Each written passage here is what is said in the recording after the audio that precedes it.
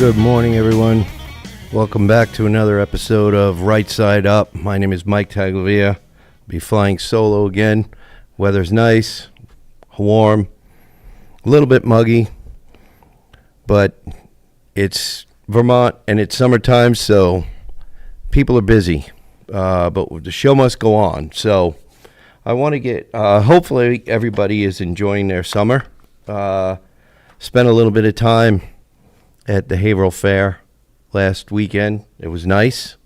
Hope everybody who lives near there had a chance to go check it out. I think you would have enjoyed it.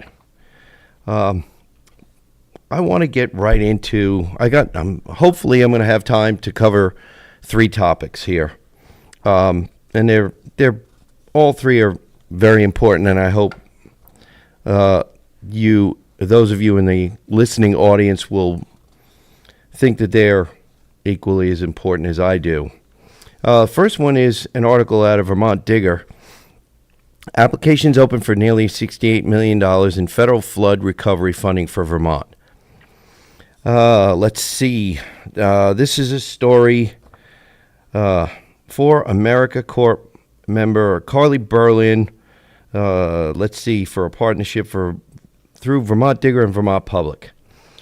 Community, and it is dated July 24. Communities impacted by the devastating floods that swept through Vermont in July 2023 can now apply for a cut of long-term federal disaster aid. State officials have opened the application process for nearly $68 million in federal recovery money allocated to the state late last year. Officials hope to funnel the majority of the funding toward housing development outside of flood-prone areas.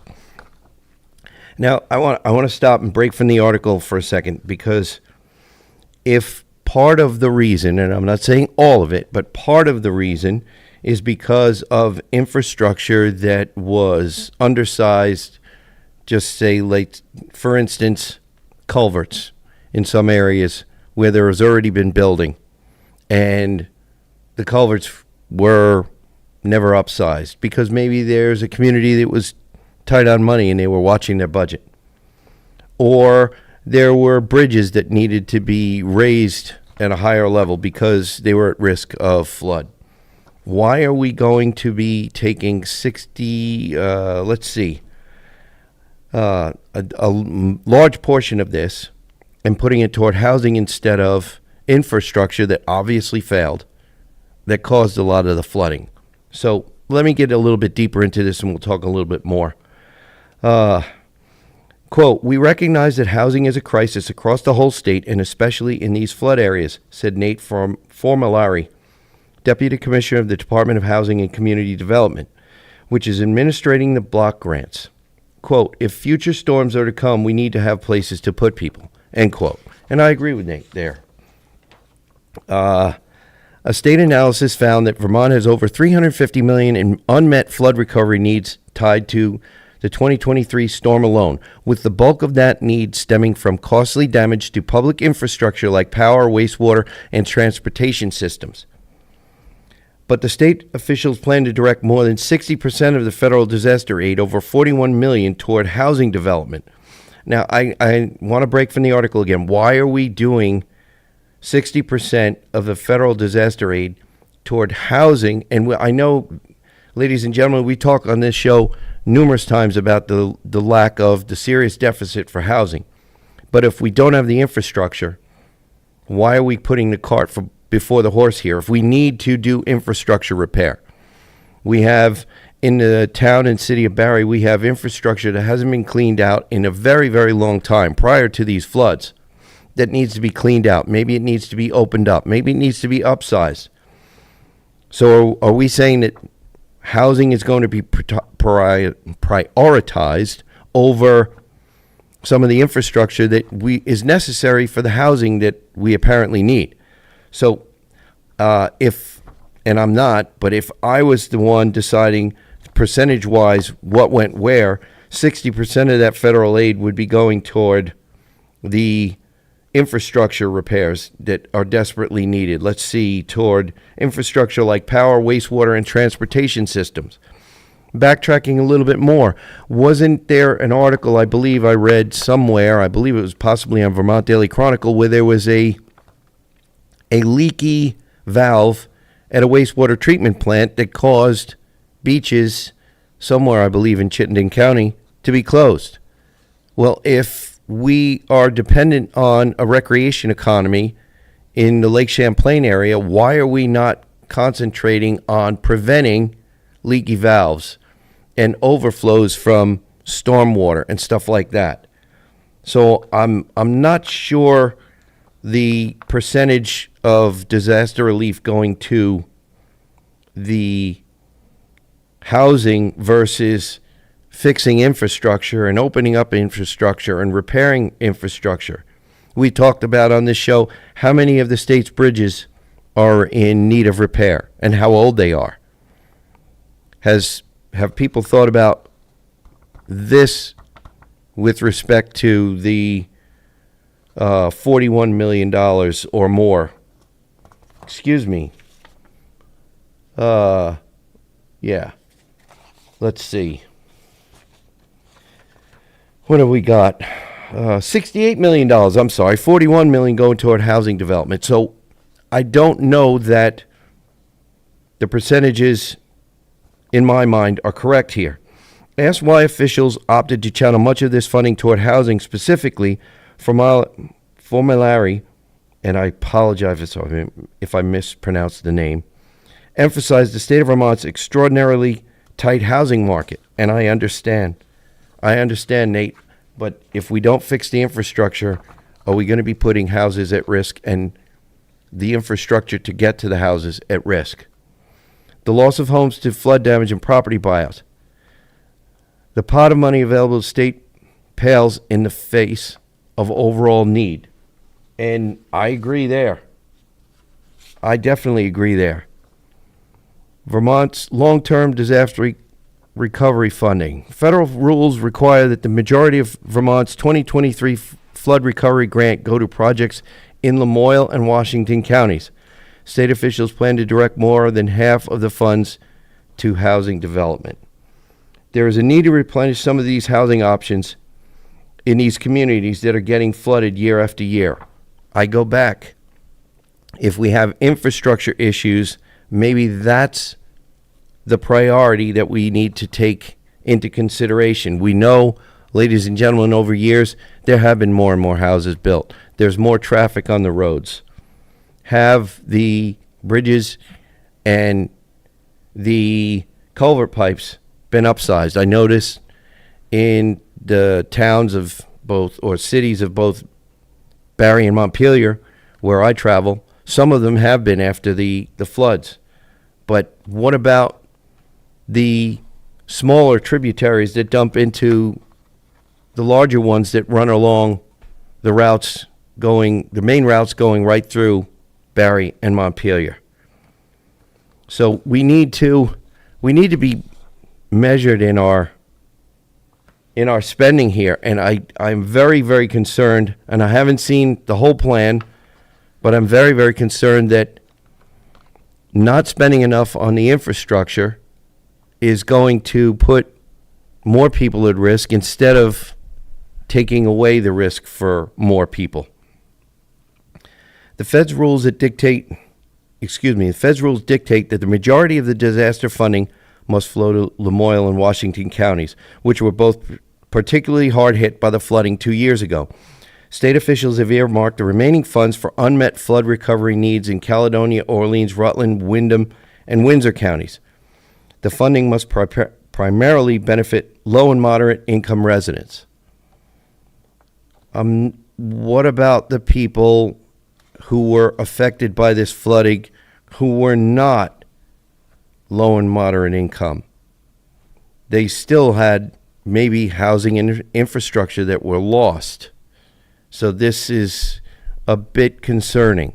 Like I said, I don't have all of the details and where all of the money is. I know there apparently was a meeting not too long ago, a very short time ago about this. I did not know of the meeting, but it's one of those meetings I wish I was actually at so I could hear more about what's going on. Let's see, back to the article. This type of federal funding isn't a given after a disaster strikes. Unlike immediate relief funds from the Federal Emergency Management Agency, which can start flowing right after the president declares a disaster, Congress has to take action to appropriate more flexible long-range funds. The money allocated to Vermont came out of a disaster aid package that federal lawmakers passed in December. This form of disaster aid also offers a rare opportunity to build new housing outside of the floodplain. While FEMA's aid programs generally tie a homeowner to rebuilding on the site of their damaged home, for instance, or buy them out with a no guarantee of available home to move into, these more flexible funds can allow a community to create homes where they didn't exist before. I like this part of it, but I'm very concerned about the infrastructure, both highways, bridges, culverts, that are already existing. That did we clean them out? Do we have a need to upsize culverts, for example? Do we have the need to make bridges, replace bridges and make them taller so that flooding will not be caused by a bridge that doesn't have enough clearance? And we saw that in Barry, and I'm sure it happened in Montpelier as well. Let's see. Barry City, which has been hit repeatedly by major floods in recent years, has a long list of housing projects it's considering and is as it puts together an application for the disaster funding, said City Manager Nicholas Storella Castro. One major priority is financing the infrastructure for new homes at the proposed Prospect Heights development, an undeveloped site near the city's downtown. The city also wants to jumpstart the revitalization of the flood-prone North End neighborhood, using some of the funding to build affordable homes at a park outside the floodplain, Storella Castro said. Redeveloping a long vacant downtown building and funding more home elevations are also on the list, he said. Between all of these projects, the city plans to apply for around $30 million from the federal funding pot as Barry loses dozens of homes and property tax revenue to buyout takers and lingering flood damage. The funding could make a meaningful difference, Storella Castro said. That would be a big step forward, not just to address the housing crunch, but to help the city's tax base, he said. So, if we don't want, I just keep coming back, ladies and gentlemen, if we don't want to see this happen again, are we going to be concentrating enough, and I don't have enough detail right now, but will we be concentrating enough on making sure that the infrastructure we have can handle a 2 or 3 or 5 inch rainfall without winding up having new housing in a flood situation as well? We don't want to have repeats of this, is all I'm saying. And I hope this is in the back of the officials who are actually doing some planning on how to actually most effectively spend this money.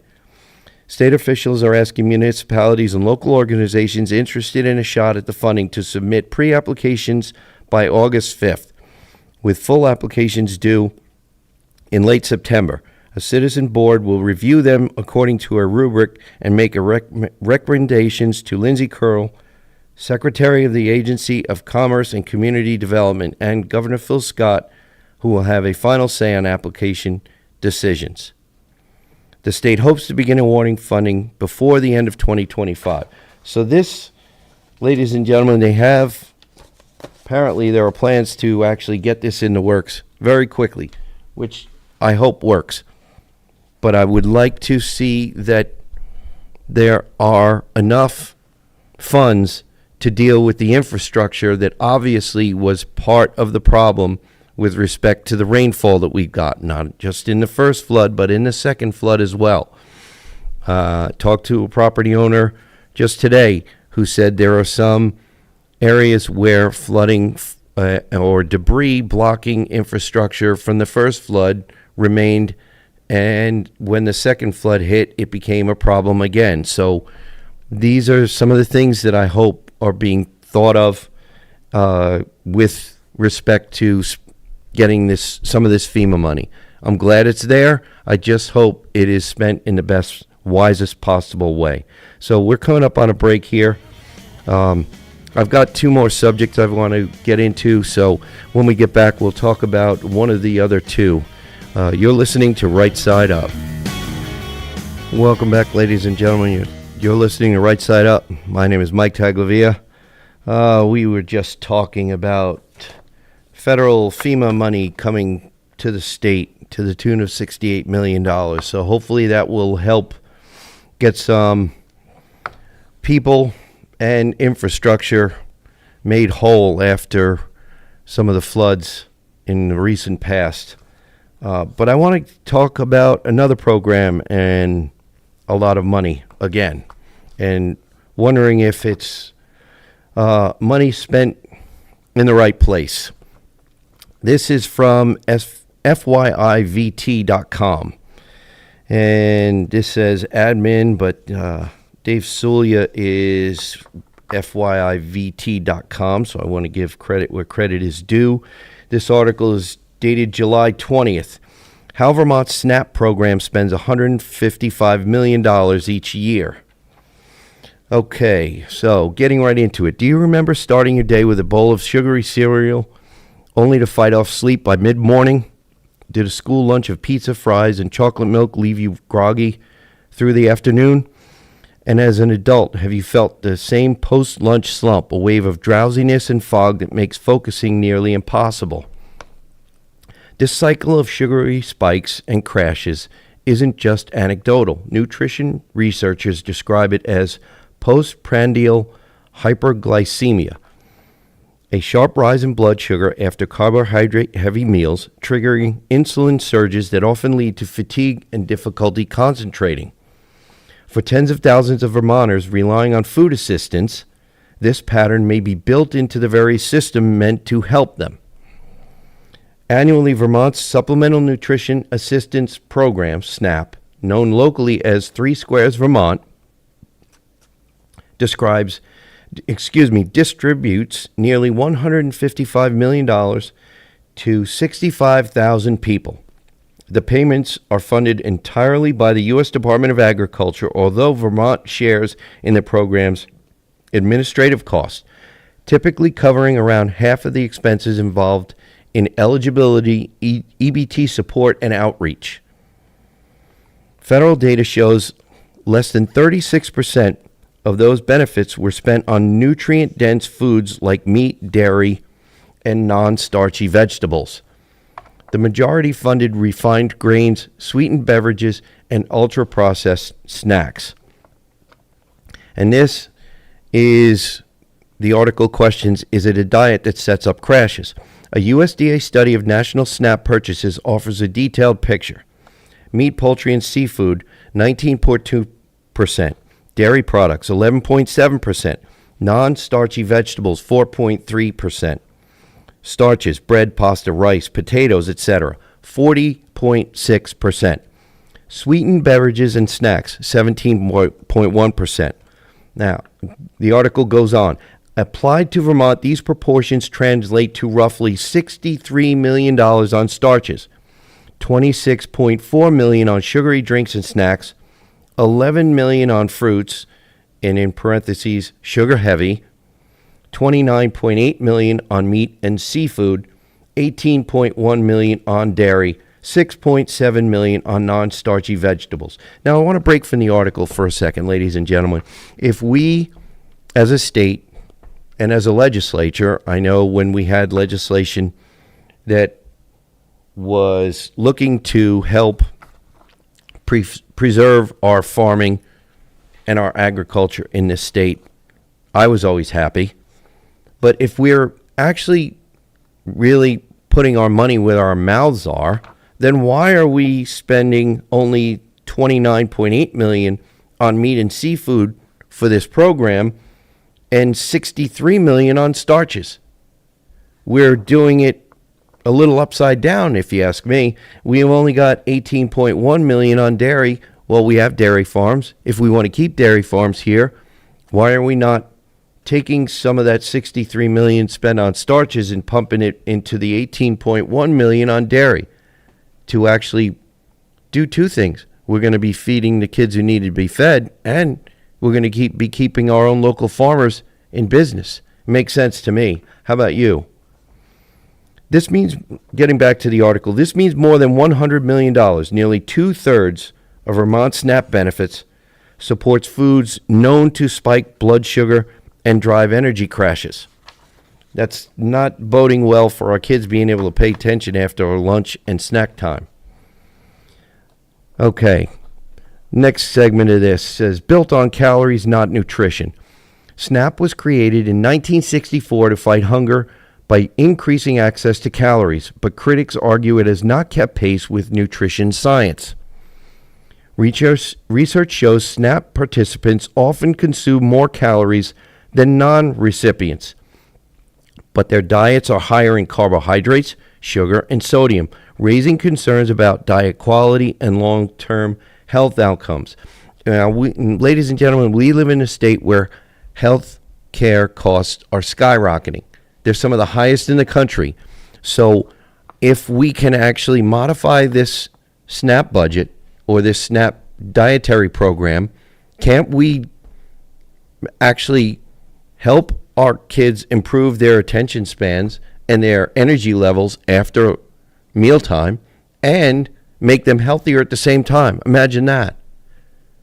So let me get back to this. Federal commodity programs like the Emergency Food Assistance Program, TEFAP, also reinforce this focus, supplying food banks with bulk items such as flour, rice, pasta, and potatoes, alongside smaller quantities of canned meats and powdered milk. While calorie-dense and shelf-stable, these foods can contribute to the very cycle of energy highs and lows that public health experts warn undermines cognitive performance, work productivity, and overall well-being.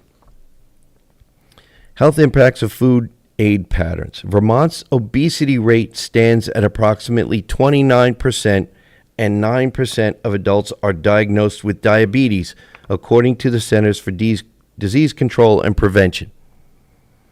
Nationally, studies estimate obesity-related medical costs reach roughly $147 billion annually, or about 9 to 10% of the total U.S.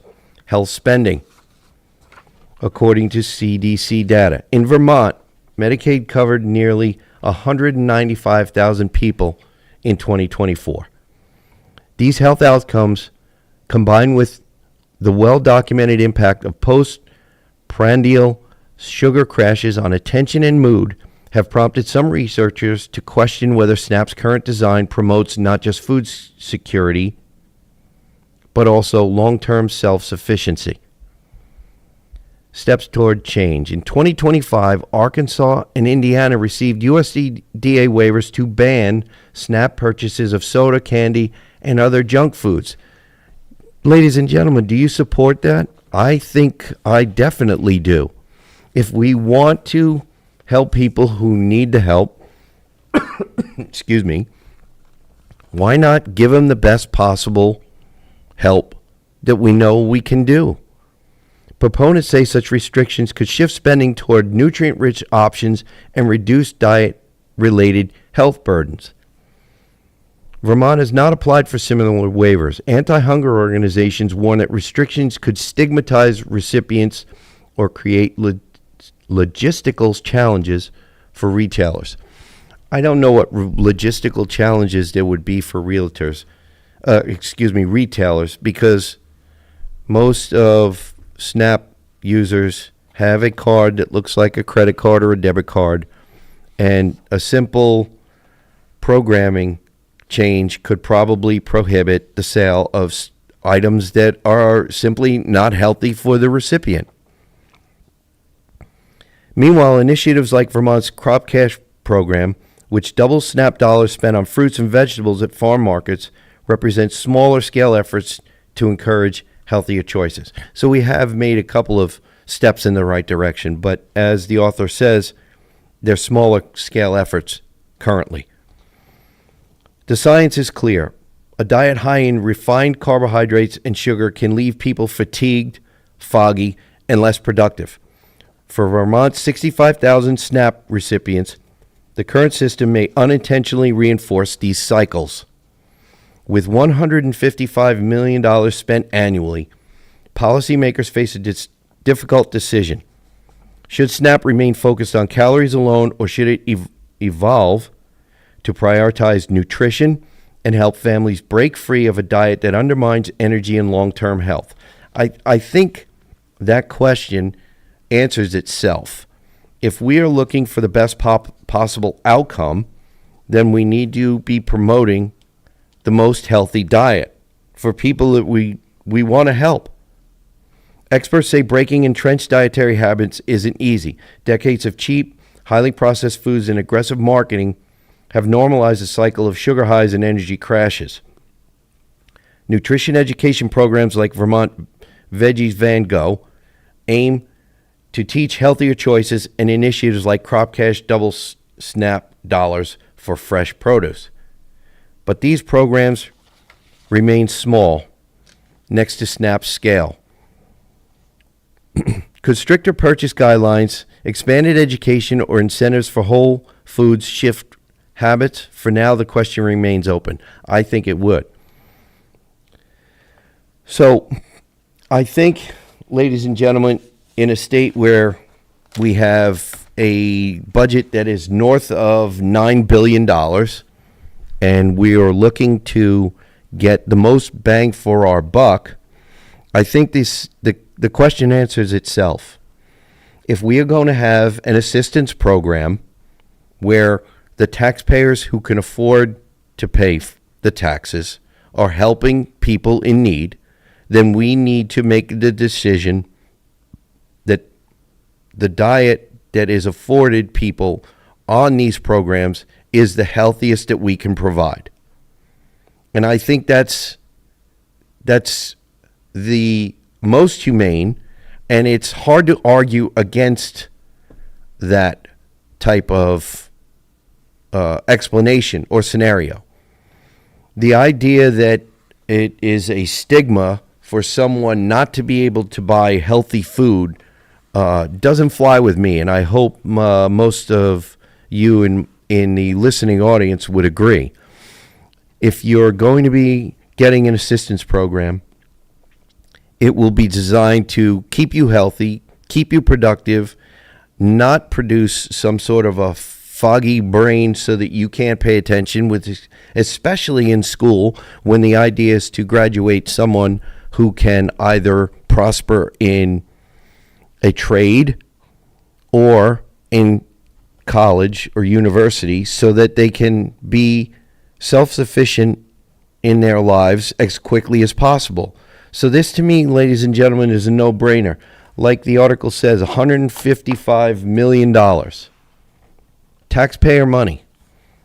Whether it's federal money, state money, or a combination of the two, it doesn't really matter. It's taxpayer money. If that SNAP card is someone else's money, then someone else's money must be spent in the most effective, most efficient way to help the person getting the assistance to be the most prosperous. And I hope my explanation is not falling on deaf ears. I seriously think it's not. But the idea of a stigma because we as a state want people we're trying to help to be the most healthy and the most productive is just not a good argument. It's seriously not a good argument. Looking someone in the eye and saying, we want you to be as healthy as you can be. We want you to be able to learn as much as possible, to be as sharp as you can in the classroom so that you can get the best grades, so that you can get a better job or get into the college of your choice, a better college, to get a better job when you leave. It all makes sense to me, and I hope it makes sense to you, ladies and gentlemen. We're coming to the end of this segment. We've got to pay some bills. We'll be back in a couple of minutes. You're listening to Right Side Up. Ladies and gentlemen, you're listening to Right Side Up. My name is Mike Taglavia.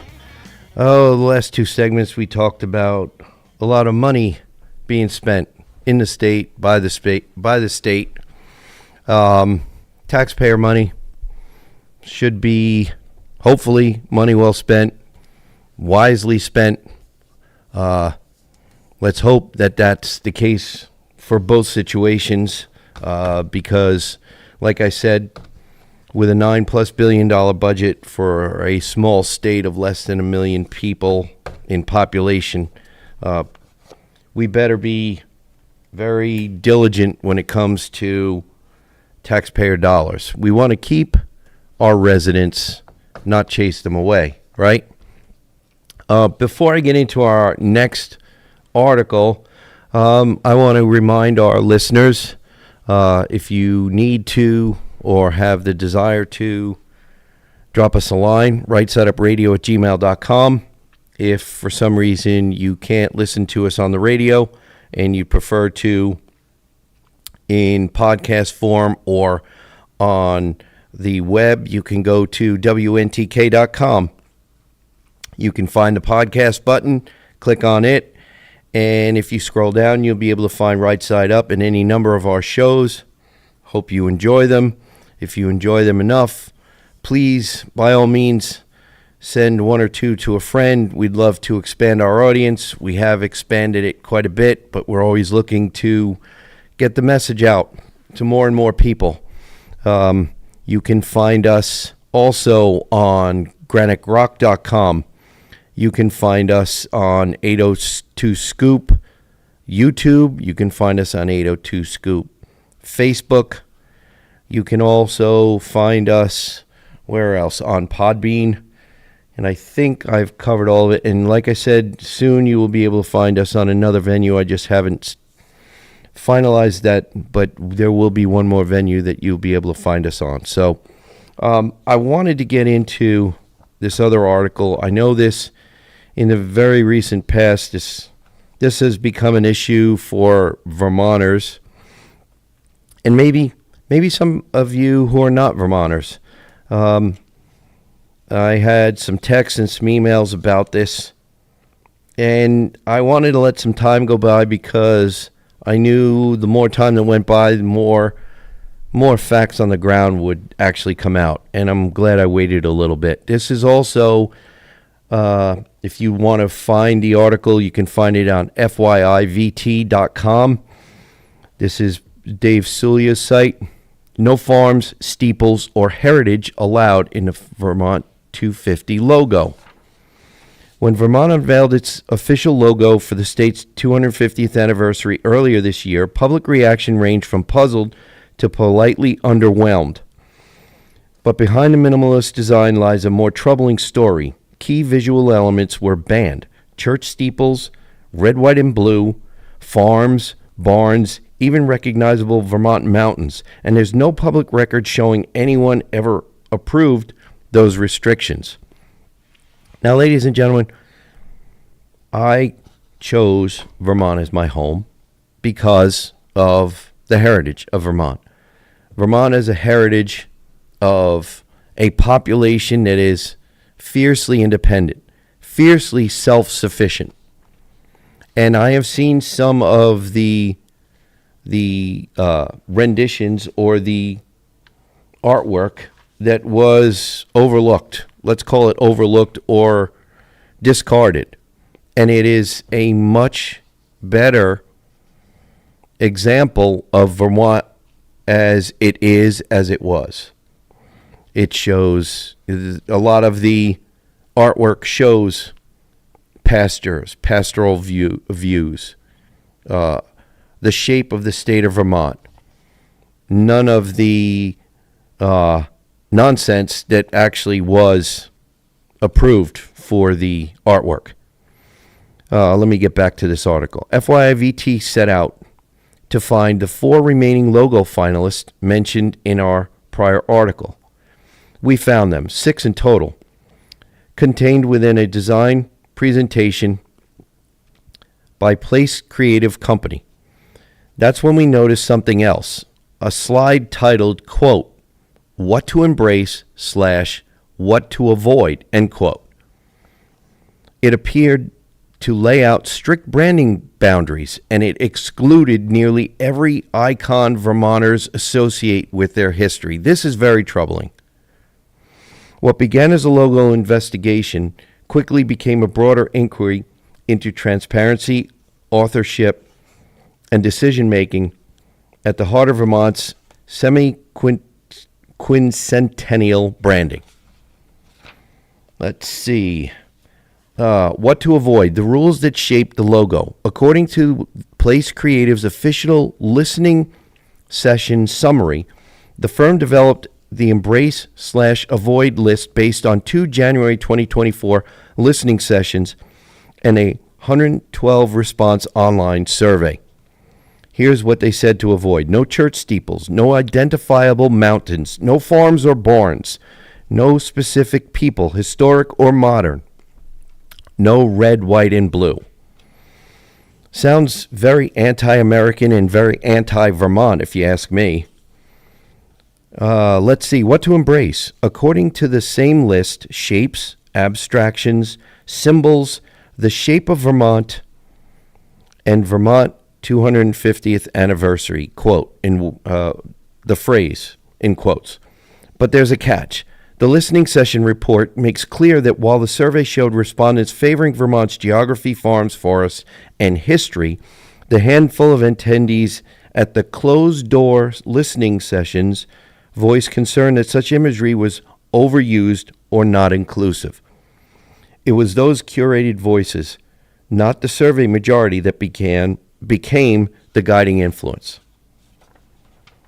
Let's see. The visual identity guidelines, no steeples, no red, white, and blue, no specific people, reflect a broader design philosophy rooted in what's often called postmodernism. Rather than depict literal history or familiar Vermont icons, the designers favored abstract symbols, emotional tone, and what they described as universal themes. Universal is in quotes here. The result is a commemorative logo that looks less like Vermont and more like a corporate rebrand.